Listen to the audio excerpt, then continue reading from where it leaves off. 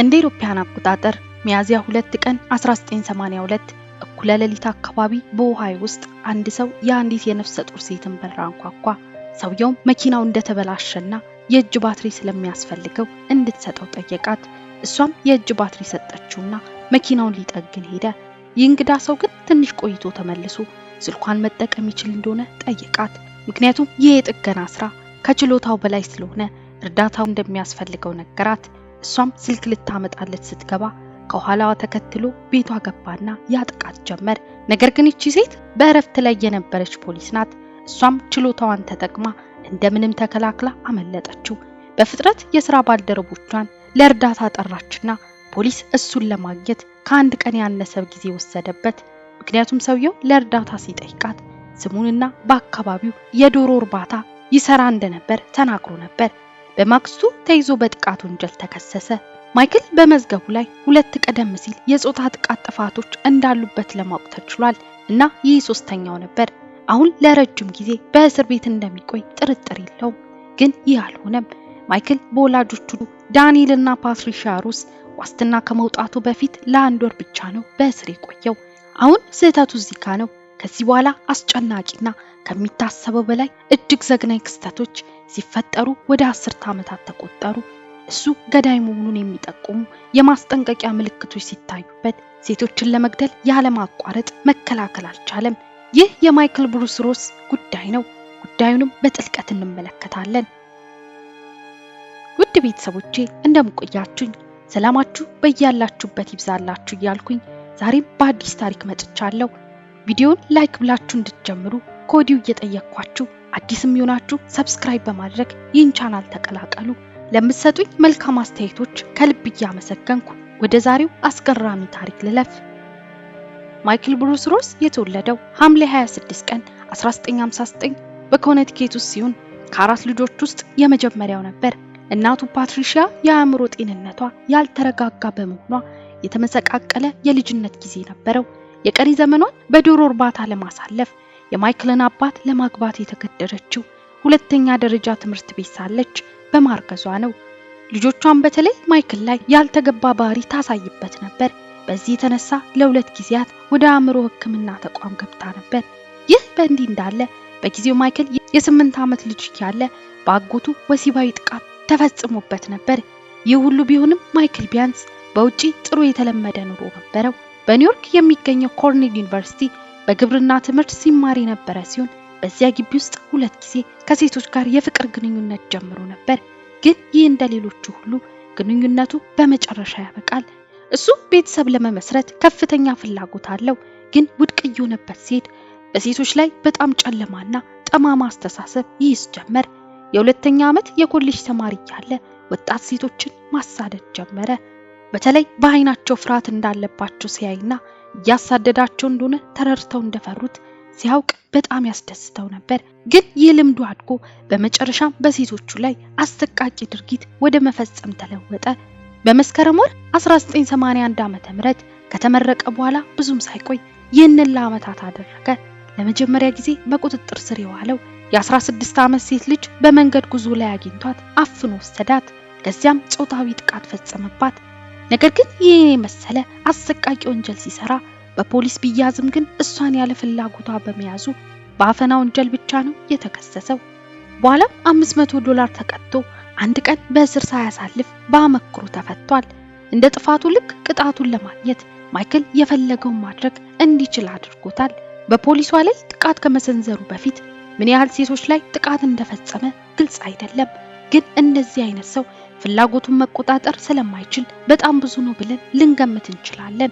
እንደ አውሮፓውያን አቆጣጠር ጥር 5 ቀን 1982 ታሚ ዊሊያምስ የተባለች ሴት ከወንድ ጓደኛዋ ቤት ወደ ቤት እየሄደች ነበር።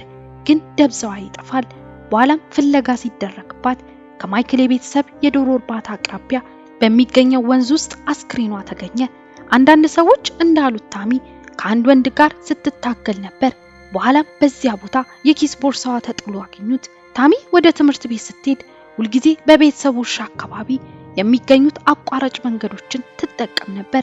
ፖሊሶች ጉዳዩን ቢከታተሉም ግን እሱ በጭራሽ ተጠርጣሪ አልነበረም እና የታሚ ጉዳይ እየተቀዛቀዘ ሄደ። የ23 ዓመቷ ዲቦራ ስሚዝ ቴይለር ሰኔ 15 ቀን 1982 እኩለ ሌሊት አካባቢ በዳንኤልሰን አቅራቢያ ከባለቤቷ ጋር እየነዱ ሳለ መኪናቸው ነዳጅ አለቀበት። ይህ በመሆኑ ሁለቱ ተለያይተው በተቃራኒ አቅጣጫዎች ተጉዘው የነዳጅ ማደያ ለማግኘት ተስፋ አደረጉ። ዲቦራም ትንሽ ከተጓዘች በኋላ በመንገድ ዳር በሚገኘው አግዳሚ ወንበር ላይ ትንሽ ለመቀመጥ ወሰነች። ያኔ ነው አሳቻ ቦታ እየጠበቀ የነበረው ማይክል አግቷት የወሰዳት። በኋላም ደፈራትና አንቆ ገደላት። የሞተ አካሏን በደረቀ ወንዝ ጠርዝ ላይ ጣለው። ፖሊሶች የእሷን መጥፋት ተከትሎ ዲቦራን ለማግኘት ሲጣጣሩ 4 ወራት ፈጅቶባቸዋል። ግን በኋላም አጽሟን ወንዝ ዳር አገኙት። ይህን ጊዜ መርማሪዎቹ አንድ ነገር አሰቡ። ይህም ዲቦራ የታሚ የሞተ አካል በተገኘበት ቦታ 3 ማይል ርቀት ላይ ሆኖ ነው አስክሬኗ የተገኘው። ስለዚህ ከነዚህ ሁለት ሴቶች ጋር የሚገናኝ አንድ ገዳይ እንዳለ ተጠራጠሩ። ግን ተከታታይ ገዳይ ነው ብለው አላሰቡም። እንደ አውሮፓውያን አቆጣጠር ህዳር 19 ቀን 1983 የ19 ዓመቷ ሮቢን ስታቪንስኪ በኖርዊች በእግሯ እየሄደች ሳለ በድንገት ጠፋች። ፍለጋ ተደረገላትና ከሳምንት በኋላ በአካባቢ በሚገኝ ሆስፒታል አጠገብ የሞተ አካሏ ተገኘ። እና ከዚህ ግኝት በኋላ ነው መርማሪዎች አንድ ተከታታይ ገዳይ አለ ወደሚል መደምደሚያ ላይ እንዲደርሱ ያደረጋቸው። የሮቢን ጉዳይ የሚሰሩ መርማሪዎች ሞቷን ከታሚ ዊሊያምስ እና ዲቦራ ቴለር ሞት ጋር ማገናኘት ችለዋል። ሶስቱም ሴቶች ተመሳሳይ ቁመት ያላቸው ሲሆኑ እነሱም ጾታዊ ጥቃት ደርሶባቸዋል። እንዲሁም በግንባራቸው ተደብድበው በመጨረሻም ታንቀው መሞታቸው ተረጋግጧል። አሁን ኤፕሪል 2 ቀን 1984 ነው። የ14 ዓመት ዕድሜ ያላቸው ሁለት ጓደኛሞች ኤፕሪል ብሩናይ እና ሌሲ ሼሊ ከሲኒማ ወደ ቤት እየሄዱ ነበር። ግን ቤት ሳይደርሱ ደብዛቸው ጠፋ። ማይክል ሁለቱን ሴቶች ብቻቸውን ሲራመዱ ሲያይ ወደ መድረሻቸው ጋር ለማድረስ ሊፍት ለመስጠት ፍቃደኛ መሆኑን ነገራቸው። እነሱም በደስታ እሺ ብለው መኪና ውስጥ ገቡ። የሚመጣውን አስከፊ ነገር ባያውቁትም መኪናው ውስጥ በመግባታቸው ትልቅ ስህተት ሰርተዋል። ከገቡ በኋላ አቅጣጫውንና ማቆም ያለበትን ቦታ ነገሩት። ነገር ግን ቦታው በቶሎ ቢደርስም ፈጥኖ አለፈ። በኋላም ስለታወጣና ኤፕሪልን ከፊት ወንበር ሌሲን ደግሞ ከመኪናው ጀርባ አስገባት። ወደሚፈልግበት ቦታ ከደረሰ በኋላ በቅድሚያ ኤፕሪል ላይ ጾታዊ ጥቃት አደረሰና አንቆ ገደላት። በመቀጠልም ሌሲ ከኮፈን ውስጥ ጎትቶ አወጣትና እንዳዘነ ነገራት። ግን እሷን መግደል እንዳለበት ተሰምቶት አንገቷን አንቆ ሁለቱንም ፕሪስተን ውስጥ በሚገኝ አንድ ክፍል ውስጥ አላቸው። የመጨረሻዋ ተጎጂ የ17 ዓመቷ ዌንዲ ባራቦ የተባለች ሰኔ 13 ቀን 1984 ደብዛዋ ይጠፋል። ለመጨረሻ ጊዜ ያዩት ምስክሮች በስቴት ሃይዌይ 12 ከቀኑ 10 ሰዓት አካባቢ ወደ መደብር ስትሄድ ነው። የበጋው ቀን ብሩህና ፀሐያማ ነበር እና ማይክል ወደ ቤቱ እየሄደ ሳለ በመንገድ ዳር ስትራመድ አያት። ከመኪናው ወረደና ውይይት እያነሳ አብሯት መሄድ ጀመረ። ከሱ ጋር ወደ አንድ ኩባንያ ሽርሽር እንድትሄድ ለማሳመን በመሞከር መካከል ላይ ነበር እና በአጠገቡ የሚያልፉ መኪኖች በሌሉበት ጊዜ መንገዱ አጠገብ ወደ አለው ጫካ ጎትቶ እየደበደበ አንቆሰዳት። አስክሬኗ ከጥቂት ቀናት በኋላ በተገደለችበት አቅራቢያ በሚገኝ የድንጋይ ግንብ ውስጥ ተቀብሮ አገኙት እና ይህ በጠራራ ፀሐይና በሰው የተጨናነቀ ሃይዌይ ስለሆነ ብዙ ምስክሮች አይተውታል። አንድ ቀጭን ነጭ መነጽር ያደረገ ሰውና ሰማያዊ ሌቲ ሞዴል ቶዮታ ሲነዳ ማየታቸውን ለፖሊስ ተናግረዋል። በጠፋችበት ቀን ከመኪናው ወጥቶ ተከትሏት ሲሄድ ፊቱን ያዩ በቂ ሰዎች ስለነበሯቸው የተቀናጀ ንድፍ ለመስራት በቂ ነበር። የዌንዲን ጉዳይ የያዘው ዋና መርማሪ ጉዳዩ የአካባቢው ሰው መሆን አለበት ብሎ አስቦ ዌንዲ የተቀበረችበት ሁኔታ ልምድ ባላቸው ገዳዮች እንደሆነ ተናገረ። ግድያውንም ከፈጸሙ በኋላ ላለመያዝ በተቻለ ፍጥነት ከቦታው መሸሽ ይፈልጋሉ። ስለዚህ በአካባቢው የሚገኙትን ሰማያዊ ሞዴል ቶዮታዎችን ከዚህ መግለጫ ጋር የሚስማማውን ተከታትለው 3600 ስሞችን ይዘው መጡ እና በአጋጣሚ በጣም ሩቅ መመልከት አላስፈልጋቸውም። በዚህ ዝርዝር ውስጥ የወጣው የመጀመሪያ ስም ማይክል ሮስ ነው። ዌንዲ ከተገደለችበት ቦታ 3 ማይል ርቀት ላይ ሆኖ ነው የሚኖረው። ስለዚህ መርማሪው ማይክልን ሊያናግረው ሄደ። እናም ለመካድ ሞክሮ ነበር፣ ግን በመጨረሻ ማይክል ሚስጥሩን መያዝ አልቻለምና ዌንዲን መግደሉን አመነ። አንዴ በፖሊስ ቁጥጥር ስር ከዋለ በኋላ ሁሉንም መግደሉን አመነ። ብዙ የስነ ልቦና ባለሙያዎች ማይክልን ለመመርመርና ተከታታይ ነፍሰ ገዳዮች ለመሆን ምን እንደሚገፋፋ ለመረዳት ፍላጎት ነበራቸው። ከፍርድ በፊት ባሉት 2 ዓመታት ውስጥ ከብዙ ዶክተሮችና የአይምሮ ሕክምና ባለሙያዎች ጋር ተነጋገረ። የማይክል የአይምሮ ህመሙ የተጀመረው በልጅነቱ ነው። ለአቅመ አዳም ከመድረሱ በፊት እሱ ባለበት ቦታ ሴቶችን አፍኖ ወደ ደና ቦታው ይወስዳቸዋል እና ከዚያም ሴቶቹ ከሱ ጋር በፍቅር ይወድቃሉ። በኋላም በጭራሽ መተው አይፈልጉም። ከዚያም ጎረምሳ ከሆነ በኋላ አባዚው የጾታ ግንኙነት የሚወስድበት ጊዜ ነው እና በአካባቢው የሚገኙትን ብዙ ሴቶች ማጥቃት ጀመረ። ብዙ የስነ አእምሮ ሐኪሞች ከእናቱ ጋር ባጋጠሙ ችግሮች ምክንያት እነዚህን አዝማሚያዎች እንዳዳበረ ያምናሉ። በሴቶች ላይ አሉታዊና ኃይለኛ ስሜት እንዲኖር ያደረጋቸው ምናልባትም በአንጎል ውስጥ የሆርሞን ሚዛን መዛባት እንደነበረው ያምናሉ እና ያ በሴቶች ላይ ካለው ጥላቻ ጋር ሲጣመር ገዳይ ጥምረት እንዲኖረው አደረገ። ማይክል ብዙ ጊዜ የጥቃት ፍላጎቱን እንደተለየ ከቁጥጥር ውጭ የሆነ አካል አድርጎ ገልጿል። ስህተት መሆኑን የሚያውቀውን አጸያፊ ተግባር የአንጎሉን ክፍል ሊርቀው የማይችለው እንደሆነ እንደተሰማው ተናግሯል። በቤተሰቦቹ ላይ የጥፋተኝነት ስሜት እንደተሰማውና በህመም ስሜቱ እንደተሰቃየ ተናግሯል።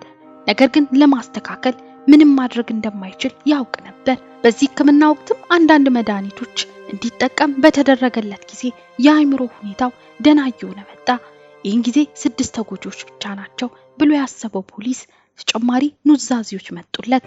እንደ አውሮፓውያን አቆጣጠር በ1984 ማይክል የኑዛዜ ቃል በገባበት ወቅት ሙሉ በሙሉ አልተናዘዘም ነበር። ግን ከጥቂት ዓመታት በኋላ በግንቦት ወር 1981 የ25 ዓመቷን ዙንግ ናጊን መግደሉን የተናዘዘው ከነዚህ የሕክምና ክፍለ ጊዜዎች በአንዱ ቀን ነው። ዙንግ በኮርኔል ዩኒቨርሲቲ ተማሪ ስትሆን እጅግ በጣም ጎበዝ ተማሪ ነበረች እና በተገደለችበት ምሽት በዋራን አዳራሽ ማይክል በወቅቱ ይሰራበት ከነበረው ህንጻ ውስጥ ሆና እያጠናች ነበር። እሷ ቆይታ ነበር። ብዙ ሰዎች ቀድሞኑ ከአዳራሽ ወጥተው ነበር። ስለዚህም እድሉን ተጠቅሞ ከብዙ ሴቶች ጋር ከዚህ በፊት ያደረገውን አደረገ። ጾታዊ ጥቃት ፈጽሞ አንቆ ገደላት። ዙንግ የመጀመሪያው የግድያ ሰለባ ነበረች። ገላዋ ግንቦት 12 ቀን ከትምህርት ቤቱ አቅራቢያ በሚገኝ ገደል ላይ ተገኝቷል። የሷ ሞት መጀመሪያ ላይ ራስን ማጥፋት ነው ተብሎ ይታሰብ ነበር። ምክንያቱም ያ ቦታ ዘለው ህይወታቸውን የሚያጠፉበት ቦታ መሆኑ ይታወቅ ነበር። ግን ከዚህ የመጀመሪያ ግድያ በኋላ በጭንቀት ራሱን ሊያጠፋ ሞክሮ እንደነበር ተናግሯል። ግን እንደገና እንደማይተገብር ለራሱ ለማሳመን በመሞከሩ ሊተው ችሎ እንደነበር ተናገረ። የዚህ ጨካኝ ሰው ኑዛዜ አላበቃም። ይባስ ብሎ 9 ተጎጂዎች ሊኖሩ ይገባ ነበር አለ። ይህም ማለት ሌሎች 2 ወንጀሎችን ፈጽሟል። አሁን ይህ ክስተት በተለይ መቼ እንደተከሰተ ግልጽ አይደለም። ግን ከኤፕሪልና ከሌሲ ግድያ በኋላ እንደሆነ ገልጿል። ምክንያቱም ከተመረቀ በኋላ ብዙም ሳይቆይ በሰሜን ካሮላይና ይኖር ነበር እና እጮኛውን ሊያገኛት ሄዶ ነበር። ግን ከእጮኛው ጋር የነበረው ቀጠሮ ጥሩ አልነበረም። ታዲያ በዚህ ስሜት ውስጥ ሆኖ ሳለ አንዲት ሴት ብቻዋን ስትራመድ ሲያይ ንዴቱን ለመግለጽ ወሰነ። አመቺ ቦታ ሲያጋጥመው እሷን ይዞ ማጥቃት ጀመረ እና ወዲያው ጾታዊ ጥቃት ከፈጸመ በኋላ አንቆ ጫካ ውስጥ አላት። በኒውዮርክ አንዲት ሴት እንደተገደለ ተናግሯል። አንዳንድ ዝርዝሮችን ሰጥቷል። ስለ ፓውላ ፔሬራ ጉዳይ ተናገረ። እሷ ጨካኝና ግዴለሽ ናት ብሎ ገልጿል።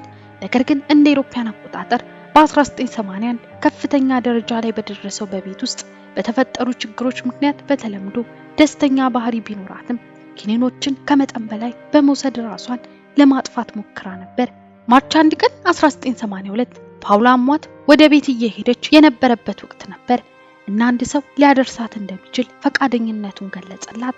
ሆኖም በስልክ ከፍቅረኛዋ ጋር እያወራች ስለነበር መኪና ውስጥ እንዳትገባና ደህንነቱ ያልተጠበቀ እንደሆነ ቢነግራትም ችላ አለች። ግን ከዚያ በኋላ ዳግመኛ ታይታ አታውቅም። ከ18 ቀናት በኋላ አስክሬኗ በመንገድ ዳር ረግረጋማ ቦታ ላይ ተጥሎ ተገኝቷል እና ፖሊስ ግድያዋን ለመፍታት ሲሞክር ለ2 አስርተ ዓመታት መፍትሄ አላገኘም። በመጨረሻም ከቢቢሲ ጋር ካደረገ ቃለ ምልልስ በኋላም ሞት የሚገባው ጭራቅ እንደሆነ ተገንዝቦ ፍርድ ቤቱ በማርች 11 ቀን 1998 የሞት ፍርድ ፈረደበት። የፈጸመው ወንጀል ጨካኝና አሰቃቂ መሆኑንም አምኗል። ስለዚህ መገደሉን ማፋጠን የተሻለ ነበር። እንደ አውሮፓውያን አቆጣጠር በግንቦት 13 ቀን 2005 ማይክል ብሩስ ሮዝ ከታሰረ ከ18 ዓመታት በኋላ በመጨረሻ በገዳይ መርፌ የሞት ፍርዱን ተቀበለ። ይህም ማለት በ48 ዓመታት ውስጥ በኮኔቲኬት ግዛት ውስጥ የመጀመሪያው ሰው ሊገደል ችሏል። ውድ ቤተሰቦቼ ለዛሬ ያዘጋጀሁት ቪዲዮ ይህን ይመስል ነበር። እስኪ በዚህ ታሪክ ላይ የተሰማችሁን ሐሳብ በኮሜንት ላይ አሳውቁኝ። ቪዲዮ ከተመቻችሁ ላይክ፣ አዲስ የሆናችሁ ሰብስክራይብ በማድረግ ተቀላቀሉ። በሌላ አዲስ ታሪክ እስክንገናኝ ድረስ ቸር ቆዩልኝ።